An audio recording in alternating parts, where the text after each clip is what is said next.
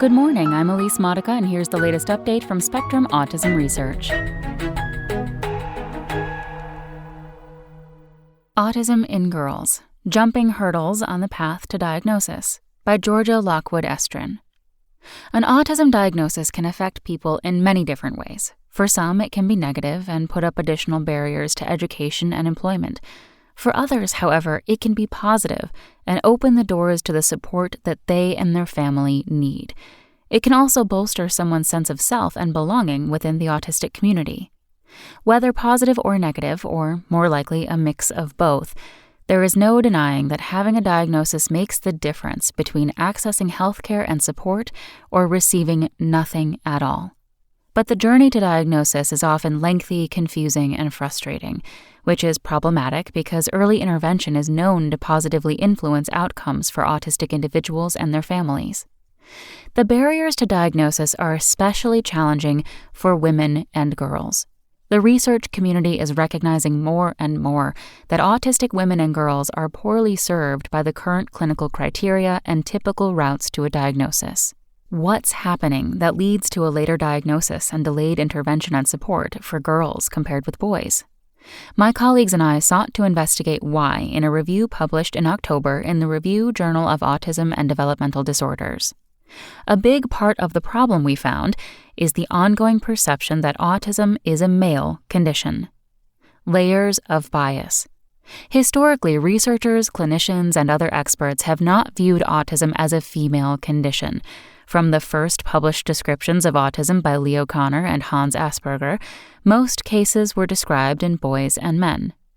Estimates of autism prevalence have found that boys are about 4 times as likely as girls to have a diagnosis, but the ways in which these estimates are calculated likely reflect biases in our perception, assessment, and diagnosis of the condition. Prevalence estimates that reduce this bias put the sex ratio as low as 1.8 to 1. Even before the diagnostic odyssey begins, boys are referred for an autism diagnosis 10 times as often as girls, and even with similar levels of trait severity, women and girls are less likely to be diagnosed than boys and men. Women and girls with autism, even when they are referred, are diagnosed later than boys and men with the condition, studies show.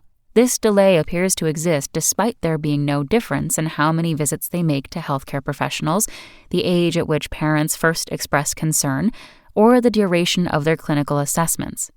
They also experience greater stigma after they are diagnosed. For example, people are less likely to believe girls and women have autism than boys with the diagnosis. My colleagues and I at Birkbeck College and King's College London in the United Kingdom systematically searched the literature for results that might shed light on the potential barriers to an autism diagnosis for girls and young women.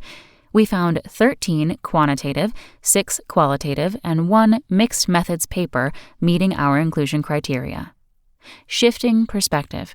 Our analysis of these papers highlighted that in many cases, girls and women are diagnosed with autism only when certain traits, such as behavioral or language difficulties, are exaggerated compared with boys and young men. This skew may be particularly problematic because girls and women, more often than boys and men, compensate for or mask aspects of their autism characteristics, according to many reports. This masking is often referred to as camouflaging. For example, autistic girls at school may intentionally or unconsciously hide their social communication difficulties in social situations, perhaps by mimicking the facial expressions of others.